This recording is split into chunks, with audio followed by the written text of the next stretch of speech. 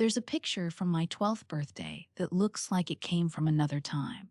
I'm sitting on the lawn of our New England house, while the late afternoon sun turns the grass gold. My father, Richard, is behind me, hands on my shoulders, smiling a smile that reached his eyes back then. My mother, Eleanor, is kneeling in front of me, offering a lopsided chocolate cake with 12 flickering candles. Her face, framed by beautiful brown hair, radiates pure, unadulterated joy. In that photograph, we form a perfect trinity: father, mother, and daughter. A stronghold, complete and impenetrable. That was my universe. It was more than just a mansion.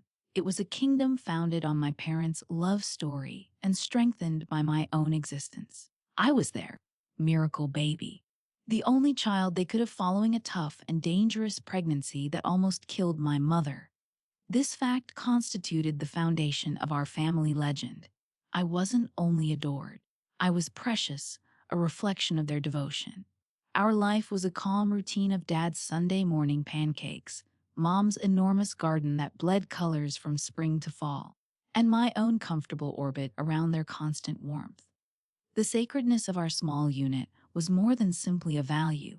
It was the air I breathed. I never thought it might be poisoned. The first sign of the storm was a calm, professional announcement in a sterile doctor's office, rather than a loud thunderclap. Ovarian cancer, stage 4. The words hung in the air, dense and choking.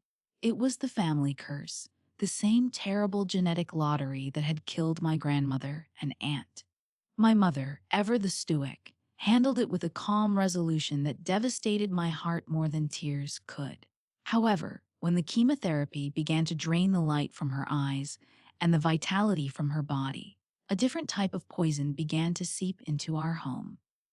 Her name was Chloe. She worked in my father's architecture firm as a junior designer, barely a decade older than me.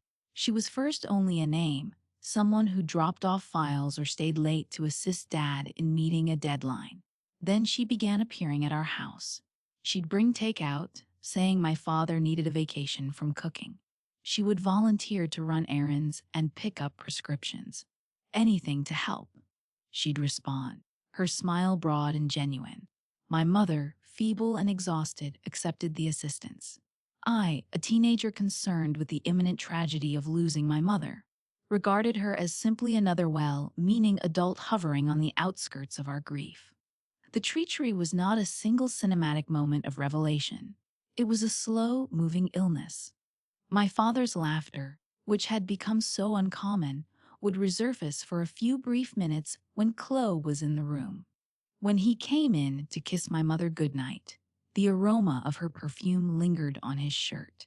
It was the day I arrived home early from school and heard them in the kitchen, their conversations low and close, and saw him touch the small of her back, a gesture so casual, so proprietary, that it forced the air leave my lungs. However, the fundamental and unforgivable sin was not the affair itself. It was a performance.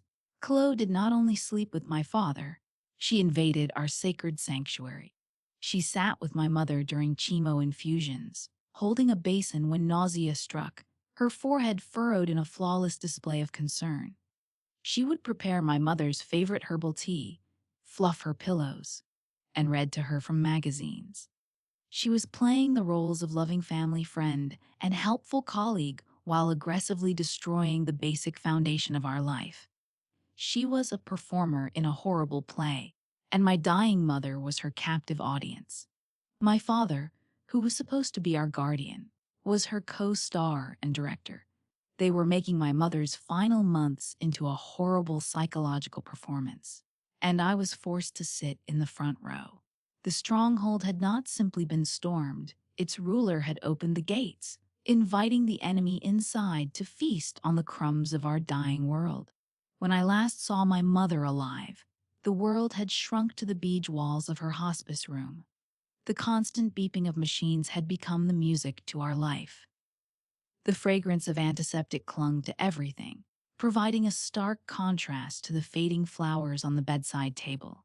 She seemed so little in that bed, like a frail bird whose bones threatened to tear through her papery skin. Yet, in her eyes, A familiar fire sparked. We were playing a torn copy of Guess Who, a foolish board game from my childhood that she had made me bring.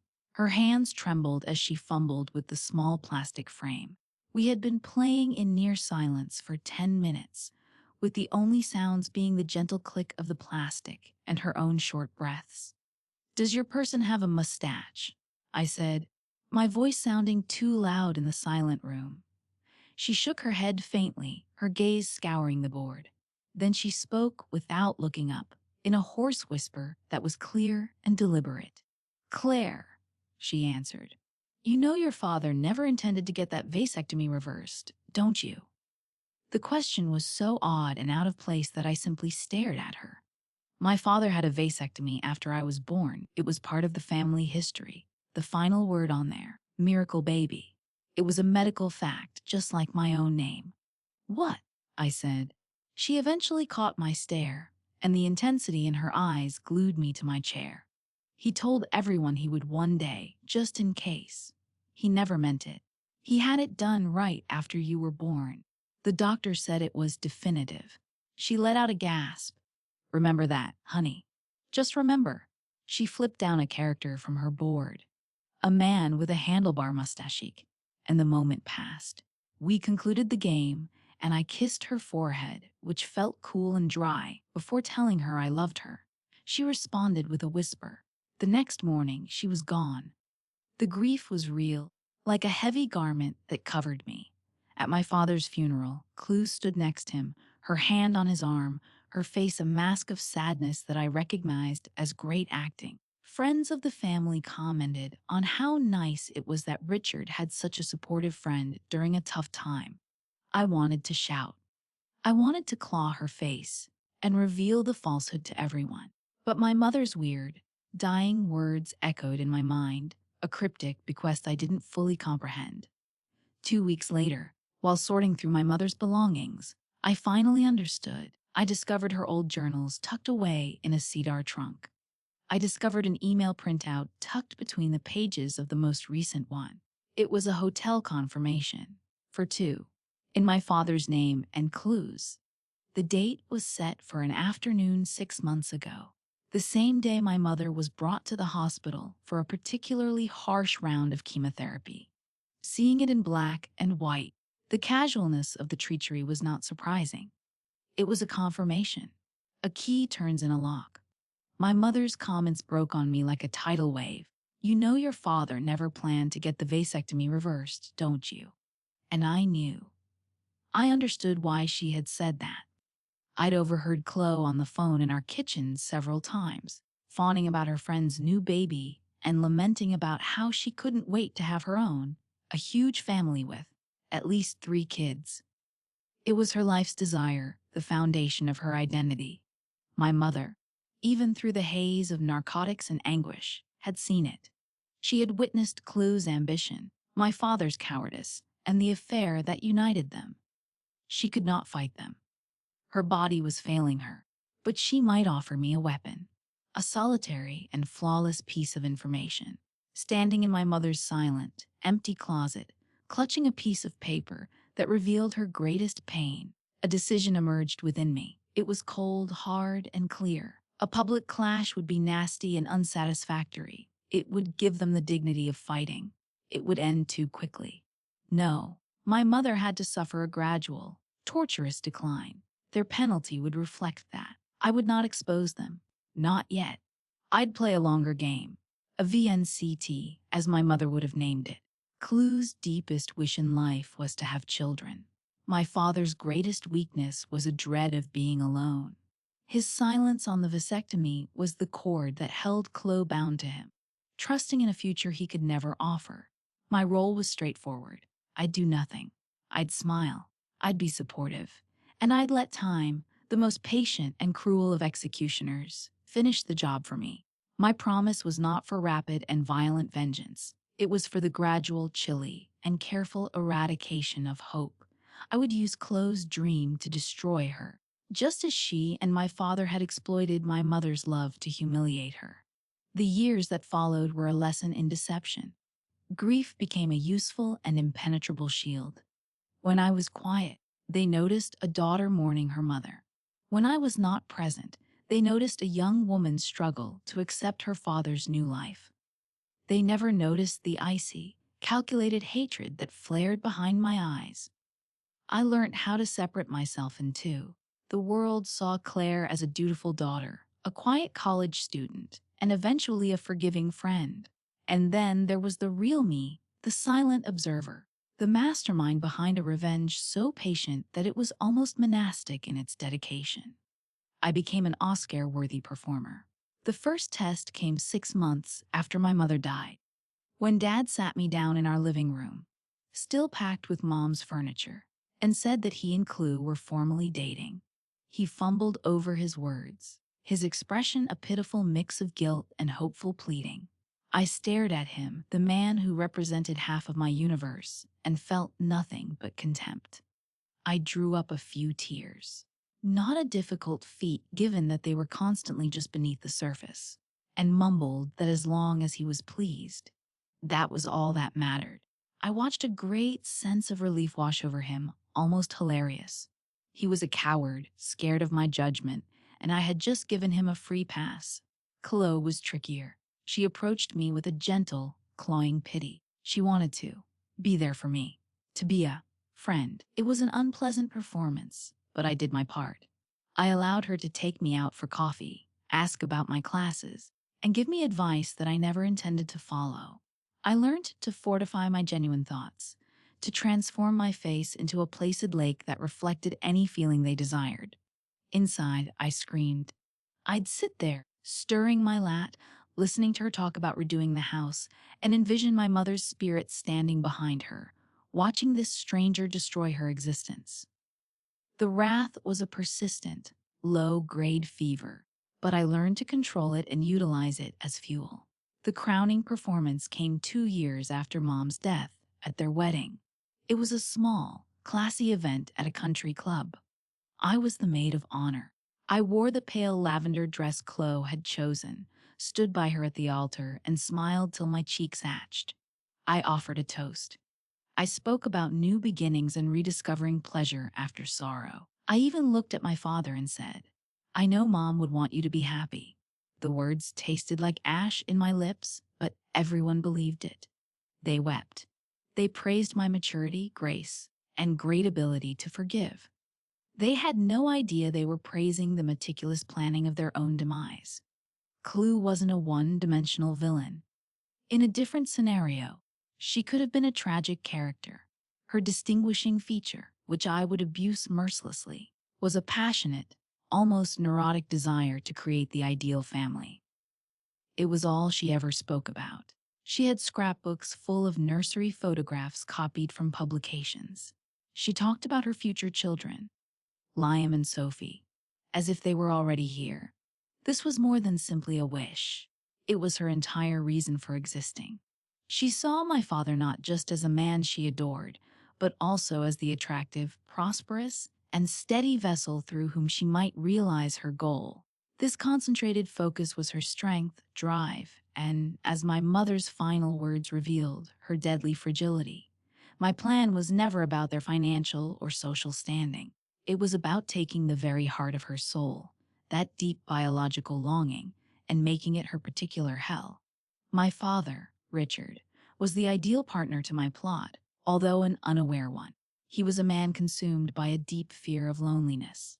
He'd clung to my mother, and as she slipped away, he grabbed the nearest, brightest life raft Chloe. The reason he didn't tell her about the vasectomy was simply timidity. He knew that the truth about his infertility would be a deal breaker. She desired a family, but he couldn't provide one. So he remained mute, leading her to believe that their problems conceiving were simply a result of bad luck, stress, or timing. His quiet served as fertile ground for my vengeance. He was a guy who chose a comfortable fiction over a tough truth, and by doing so, he cultivated the seeds of his own demise every day. He was a villain of passivity rather than action, and in many ways, I detested him more than Kahlo. She was an invader, but he was the traitor who opened the gates. The decade that followed was a masterclass in psychological warfare, conducted over breakfasts, holiday meals, and polite chat. Patience became my most lethal weapon. The plot evolved in stages, each designed to increase trust before twisting the knife of hope just a little further. The first step was all about establishing my role as the helpful, reconciled daughter. I was a constant, happy presence in their new lives. When they announced their engagement at a small dinner gathering, I was the first to raise a glass. To Dad and Chloe, I replied, my voice calm and warm. May you have a lifetime of happiness. I watched Chloe's eyes full up with tears of gratitude, and I felt a chilly, satisfying knot form in my stomach. I was vital while they were arranging their wedding. I helped mail invites, tasted desserts, and provided feedback on floral arrangements. I was the perfect daughter and friend. It was during this period that I carried out a critical preemptive strike. My father was a creature of habit and moderate chaos, and his home office was an example of well-organized mess. One weekend, I offered to assist him in finally sorting through that mess, under the premise of developing a new file system. I combed through years of his documents, and there it was, exactly as I'd predicting, a slim file from his urologist, including letters and test results from 15 years ago, certifying in harsh medical language the success and permanence of his vasectomy. I put the file in my bag and burnt it later that night in a metal trash can in my backyard, seeing the edges of the paper curl and blacken. The words of their doom dissolve into smoke and vanish into the night sky. It was a minor sabotage attempt, but it was essential. I had deleted the sole physical evidence that could have revealed the falsehood early. The second phase, the longest and most agonizing, was the systematic development of false optimism. I started a tradition with Chloe. We had girls' coffee every other Saturday. It was our magical moment. Initially, these meetings were filled with her effervescent optimism. She'd talk about her ovulation tracking, the new fertility-boosting diets she was trying, and the romantic weekend vacations they had planned. "It's just a matter of time," she'd say, swirling her cappuccino with a hopeful expression. "The doctor says we're both healthy. It just takes some couples longer." "Of course," I'd say, my face a mask of soft encouragement. "Don't worry about it. I'm sure it'll happen when you least expect it." Every word of reassurance was a carefully selected lie, a small, sweet dose of poison. As the first year of their marriage transitioned into the second, and eventually the third, the tone of our coffees changed. Her hope faded into a sullen frustration. She'd whine about the stress of it all, the never-ending cycle of hope and despair month after month. She cried on my shoulder several times, and I was always there to pat her back, offer a tissue, and say meaningless platitudes. "Maybe it's just work stress, Chloe," I'd say, knowing full well that it had nothing to do with her work. "You guys put so much pressure on yourselves. Why don't you just relax and let it happen naturally?" I became her confidant, her sounding board, the one person she could talk to without being judged. Each of her emotional confessions was a success for me, another turn of the unseen screw I was putting around her life. I was simultaneously her closest friend and her most committed torturer. The familiarity was both disgusting and exhilarating. The third phase, the final act of the long game, was all about increasing the stakes. This period began after I met Michael. He was polite, witty, and stable, and when he looked at me, he saw potential. When I brought him home to see Dad and Chloe, she was overjoyed. "He's wonderful, Claire. I'm so happy for you," she said. A year later, Michael and I were married. Our wedding was everything theirs wasn't, full of real joy and surrounded by friends who actually cared about us. 6 months after our wedding, I sat across from Chloe at our normal coffee shop and told her the news. "We're pregnant," I announced. A genuine, spontaneous smile on my face for the first time in years. The flicker of something dark and painful in her eyes was instant, but she concealed in a millisecond. She shrieked with happiness, embraced me passionately, and immediately began discussing baby showers and nursery colors. But I'd seen it. I'd witnessed the envy, the raw, Visceral anguish of a woman witnessing her deepest want effortlessly fulfilled by someone else. The birth of my son, Leo, was the master stroke. He was perfect. He was my greatest source of joy. And he became a living, breathing reminder of what Chloe lacked. We'd bring him here for Sunday dinners, and I'd watch Mom cradle him with rigid arms and a brittle smile. She would stare at Michael and me with Leo, with a genuine, soul-deep longing in her eyes. My lovely, happy family was a daily cause of psychological agony for her, reminding her of her own empty womb and failed goal. She was now in her late 30s. The biological clock she was concerned with was no longer ticking, but shouting, and I was there every step of the way, watching her listen to it, her optimism fading with each passing year and her desperation becoming a palpable, living thing in the space between us. The day I had been waiting for came not on a holiday or a birthday, but on a gloomy, drizzly Tuesday, 10 years and 3 months after my mother died. The air in our favorite coffee shop was thick with the aroma of roasted beans and damp clothes.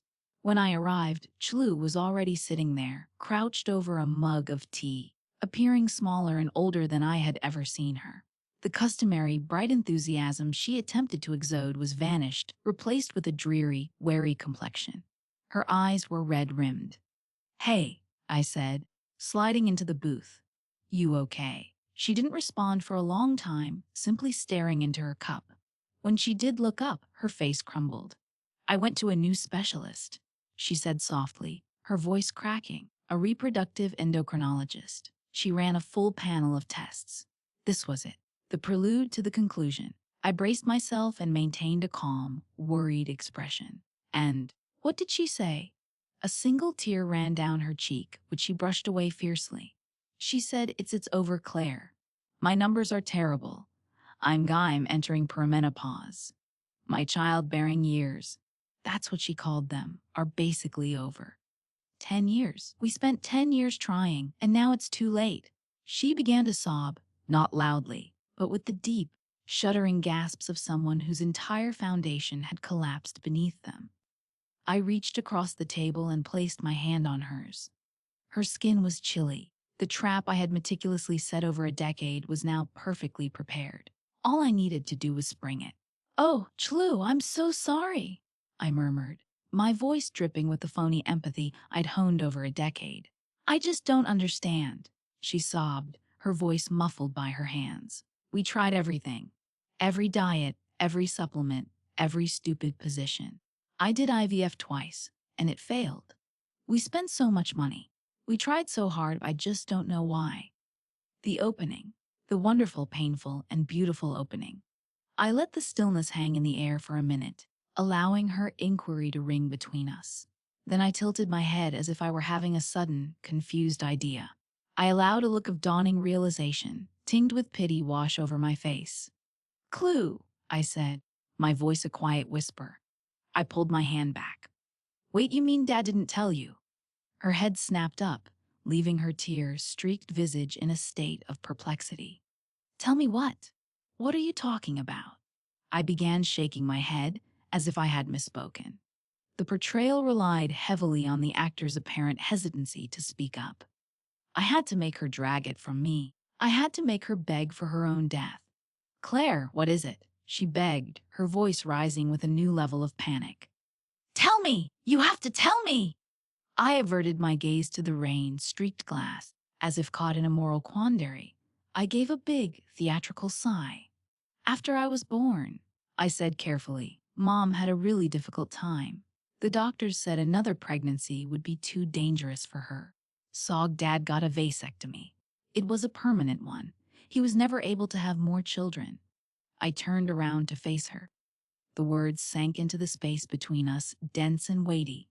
I watched her process them, her eyebrows furrowed. The bewilderment persisted, but a terrifying new light was emerging in her eyes. "No," she whispered. "No, we saw a doctor. Years ago. He said Richard's count was a little low, but it wasn't zero. It was possible." "Yes," I replied, administering the final, fatal blow with the accuracy of a surgeon. "A vasectomy can sometimes reverse itself microscopically. It's incredibly rare, but it gives a reading that isn't absolute zero. It gives just enough for a doctor to say it's unlikely, but not impossible. I began to lean in. It gives just enough to let someone hope for a decade, doesn't it? Her face lost its color.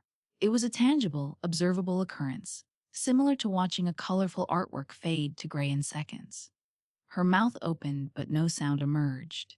The 10 years of hope, struggling, sobbing, and dreaming were all recontextualized in that one moment, transforming a common struggle into a decade-long, unilateral deception. The life she had made, the future she had fought for, and the whole reason she had married my father. All of this was sand. She did not shout. She did not anger. She simply deflated. Her entire body appeared to shrink.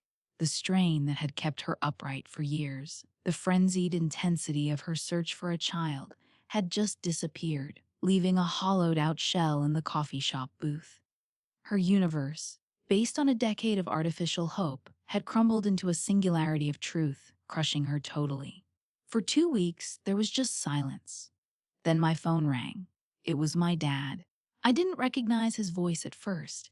It was raspy with rage, something I hadn't heard since I was a youngster. "What did you do?" he screamed, with no preamble or greeting. "I have no idea what you're talking about," I said, my tone as calm and cool as a frozen lake. "Don't play dumb with me, Claire. Chalu left. She packed her bags and she's gone. She filed for divorce." She was screaming at me, saying I wasted her life, wasted her fertile years. How could she possibly know? He was panting, his wrath blended with a pathetic, wailing disbelief. "How could you do this to us? To your own family? After everything we've done for you? How could you be so cruel?" I almost chuckled when he said the word family, since it seemed so silly and meaningless.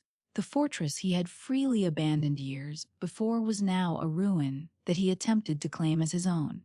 I let his comments linger in the empty space for a long time. Then I spoke, my voice empty of emotion except for cold finality.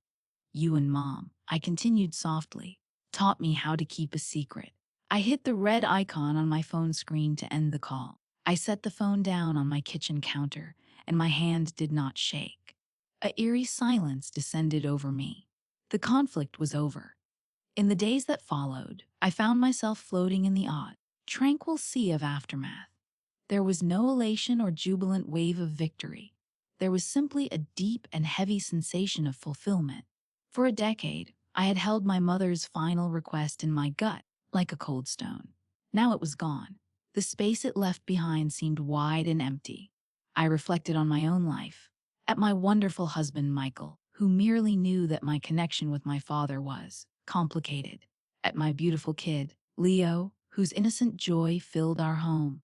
And I had to confront the woman I had become in order to preserve the memories of the family I had lost. I'd been cruel.